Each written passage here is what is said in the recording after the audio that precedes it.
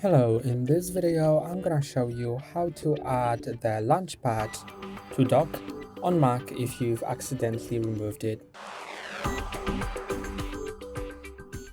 You can see that on my dock there is no Launchpad because I've removed it. To bring it back, go to Finder on your Mac. If you don't have it here, just click on Command and Spacebar to open the Spotlight search, then type in Finder, and you'll be able to open it from here. Then go to Applications folder, and in Applications folder you should be able to find Launchpad. Now you can just drag it into your dock and place it wherever you want. By default it is between the Finder and the next app, so it's the second app on the dock, and now you can see that it's added when I release it, and I can click on it to open the Launchpad.